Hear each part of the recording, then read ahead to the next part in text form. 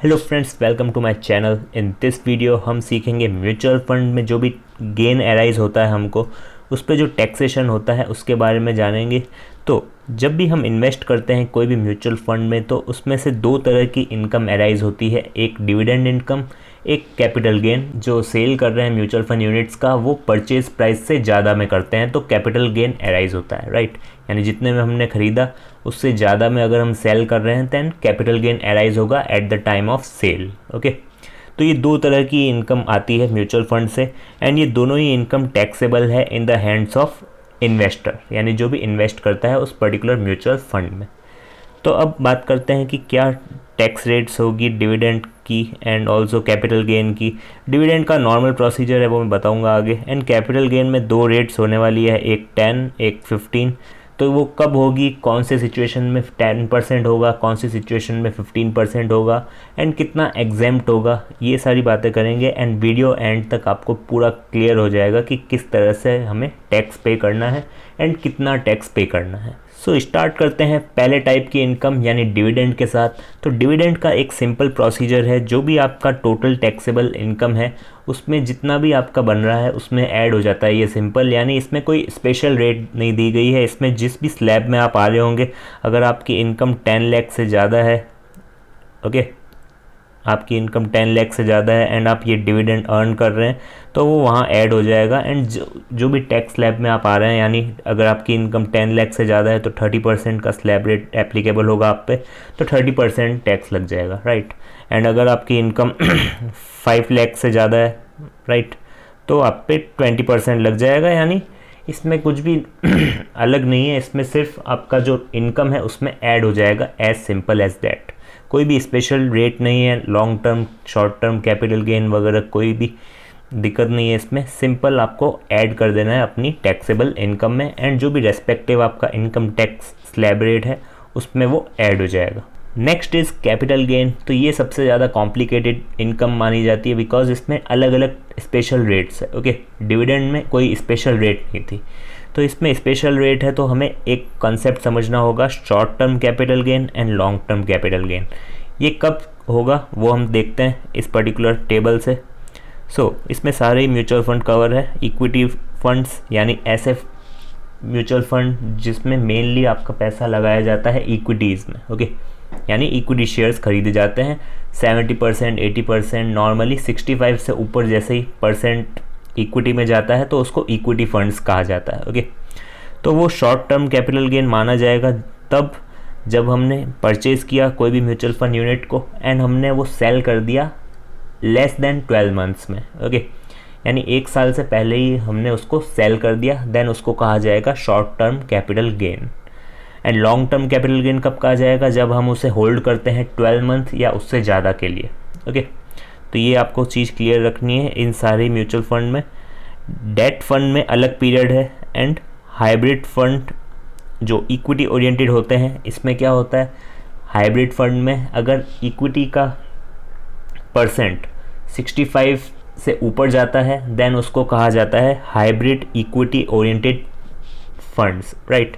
And अगर नहीं जाता है यानी 50% डेट में होता है, 50% इक्विटी में होता है, देन उसको कहा जाता है hybrid date oriented funds. Okay, तो हाइब्रिड का मतलब होता है मिक्स। ओके, तो आपको ये क्लासिफिकेशन आना चाहिए, इक्विटी ओरिएंटेड हाइब्रिड फंड कौन से हैं and date oriented hybrid fund कौन से हैं।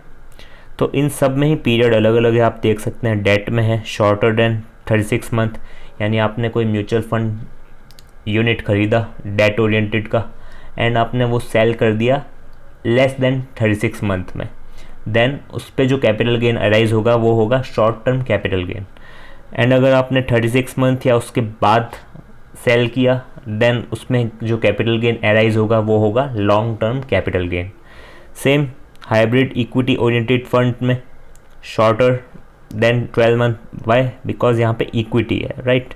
तो इक्विटी का कितना पीरियड है 12 एंड डेट का कितना है 36। तो ये दो आपको ध्यान रखने हैं पीरियड।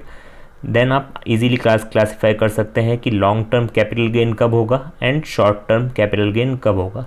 ये क्लासिफिकेशन इसीलिए है बिकॉज दोनों की रेट्स अलग है, ओके, एंड दोनों का टैक्सेबल जो एग्जेम्पशन है वो भी अलग है, एक में है एक में नहीं है, इसीलिए। ओके, तो वो बात बाद में करेंगे, आपको सिर्फ क्लासिफिकेशन आना चाहिए इन दोनों का। ओके, नेक्स्ट अब समझते हैं टैक्स रेट्स। जो हमने long term and short term को अलग अलग किया था, तो वो अब यहाँ काम आएगा, बिकॉज दोनों में ही रेट्स अलग है। ओके, तो ये आपको पता करना है कि आपका long term capital gain arise हो रहा है या फिर short term capital gain arise हो रहा है। ओके, तो सबसे पहले स्टार्ट करते हैं इक्विटी फंड से। तो इक्विटी फंड में अगर आपका शॉर्ट टर्म कैपिटल गेन है, यानी आपने म्यूचुअल फंड यूनिट्स को परचेज किया एंड सेल कर दिया शॉर्टर देन 12 मंथ में, यानी 1 साल से पहले ही आपने उसको सेल कर दिया, तो उस पर जो कैपिटल गेन अराइज होगा उस पर लगेगा 15% tax rate. Okay, and cess लगता है 4%, वो आपको पता है, health and education cess and surcharge if applicable. ये इररिलेवेंट है, अभी इसके लिए इसको इग्नोर कीजिए बिकॉज ये काफ़ी आगे की चीज़ें हैं। ओके, आपको सिर्फ ये 15% याद रखना है, एंड सरचार्ज वगैरह जो नॉर्मली लगते हैं वही है। सो 15% याद रखना है आपको। And long term capital gain अगर आपका होता है, यानी आपने 1 साल के बाद बेचा म्यूचुअल फंड यूनिट, देन जो कैपिटल गेन अराइज हुआ उस पर आपका लगेगा 10%। ओके, यानी लॉन्ग टर्म में बेनिफिट है 5% का। एंड ऑल्सो एक और बेनिफिट है क्या, आपको 1 लाख का एग्जेम्पशन मिल रहा है, यानी 1 लाख तक अगर आपका गेन होता है देन वो एग्जेम्प्ट है। उसके बाद जो गेन आप करेंगे 1 लाख के बाद, वो टैक्सेबल होगा 10% की रेट से। ओके, तो यहाँ पे डबल बेनिफिट है, एक रेट को लेके एंड ये 1 लाख का एग्जेम्पशन। तो इसीलिए जितना ज़्यादा आप होल्ड करेंगे उतना ज़्यादा बेनिफिट मिलेगा आपको। यानी जैसे ही आपने 1 ईयर से ज़्यादा का होल्डिंग पीरियड कर दिया, यानी आपने 1 साल से ज़्यादा होल्ड कर दिया एक म्यूचुअल फंड यूनिट को, देन आपको बेनिफिट ज़्यादा मिलेगा। ओके, एंड आपने जल्दी विद इन 1 ईयर सेल कर दिया, देन आपको बेनिफिट कम मिलेगा। ओके, तो ये चीज़ आपको ध्यान रखनी है, 15% एंड 10%। एंड ये जनरल जो रेट्स होती है, जो लोग ज़्यादा इनकम अर्न करते हैं एंड हायर टैक्स स्लैब में आते हैं, लाइक 30% वाले टैक्स स्लैब में आते हैं, देन उनके लिए ऑब्वियसली ये दोनों ही बेनिफिशियल है, 15% भी एंड 10% भी, बिकॉज उनको ऑब्वियसली नॉर्मल अगर वो बैंक में एफडीज कराते हैं देन उनको 30% की रेट एप्लीकेबल होती है, राइट। तो इसीलिए ये दोनों बेनिफिशियल होते हैं उन लोगों के लिए। एंड नॉर्मल लोग जो हैं वो इसके लिए ज़्यादा जाते हैं बिकॉज लॉन्ग टर्म में बेनिफिट मिलता है, 1 लाख का एग्जेम्पशन, साथ ही साथ रेट भी जो है वो 10% एप्लीकेबल होती है। नेक्स्ट अब बात करते हैं डेट फंड की। तो डेट फंड में आपको ध्यान रखना है, यहाँ पे 12 मंथ एप्लीकेबल नहीं होगा, यहाँ पे होगा 36 मंथ एप्लीकेबल, यानी 36 मंथ के अंदर ही अगर आपने सेल कर दिया यूनिट्स, देन जो कैपिटल गेन लगेगा उस पर नॉर्मल जो टैक्स स्लैब है आपकी वो एप्लीकेबल होगी। ओके, यानी जिस भी टैक्स स्लैब में आप आ रहे हैं 20%, 30%, वो टैक्स रेट आपकी हो जाएगी। एंड अगर आपने लॉन्ग टर्म के लिए होल्ड किया, यानी 36 मंथ से ज़्यादा आपका होल्डिंग पीरियड हो गया, यानी आपने परचेज़ किया एंड सेल किया 36 मंथ के बाद, देन आपको लगेगा 20% टैक्स रेट एंड सेस लगेगा 4% एंड सरचार्ज वगैरह। ओके, अगर एप्लीकेबल हुआ तो। नेक्स्ट अब बात करते हैं hybrid equity oriented mutual fund की। तो इसमें कोई भी डिस्कशन नहीं, because equity oriented mutual fund है, 65% से ज़्यादा कहाँ पे एलोकेट किया गया है, इक्विटी में। ओके, तो इसीलिए यहाँ पे सेम रेट्स एप्लीकेबल होगी जैसा कि इक्विटी फंड में हुई थी। एंड यहाँ पे डेट ओरिएंटेड फंड्स हैं, यानी 65 से ज़्यादा नहीं, 65 से कम है इक्विटी का शेयर एलोकेशन, देन उस केस में क्या होगा, सेम रेट जो डेट फंड की है वो यहाँ पे एप्लीकेबल होगी। तो ये आपको ध्यान रखना है, ये दोनों चीज़ें सेम ही हैं इसके लिए। तो ये चीज़ बार बार पढ़ने की ज़रूरत नहीं है आपको, सिंपल आप एक बार रीड कर सकते हैं इसको एंड इसको। ओके, तो ये दोनों ही मोस्ट इम्पॉर्टेंट है। ये टैक्स रेट्स आप याद रख सकते हैं, जब भी आपको कोई डिसीजन लेना हो तो इसके बेस पे आप ले सकते हैं। नेक्स्ट अब बात करते हैं, ये तो हो गया कि एक बार में आपने इन्वेस्टमेंट की एंड एक बार में सेल किया, राइट। तो ये फिर भी और सिंपल चीज़ है, बट आने वाले टाइम में क्या, SIPs बता रहा हूँ मैं। SIP में क्या होगा, आप टुकड़ों में इन्वेस्ट करते हैं, राइट। पर मंथ भी हो सकता है, पर वीक भी हो सकता है, क्वार्टरली भी हो सकता है, ईयरली भी हो सकता है। ओके, यानी पीरियोडिकली आप इन्वेस्ट करते हैं थ्रू SIPs, जिसे हम कहते हैं systematic investment plan.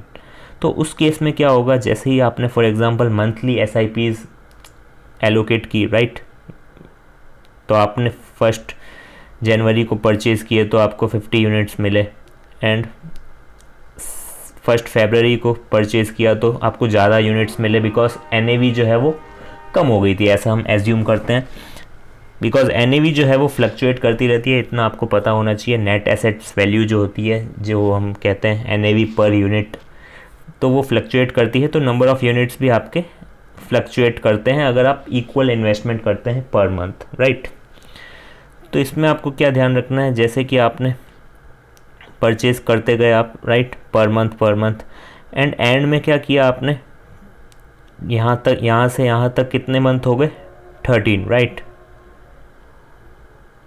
13th month तक आप कंटिन्यूसली परचेज़ करते गए यूनिट्स को, एंड आपने क्या किया, 10 जनवरी 2023 को आपने वो यूनिट्स जो है वो सेल कर दिए सारे के सारे।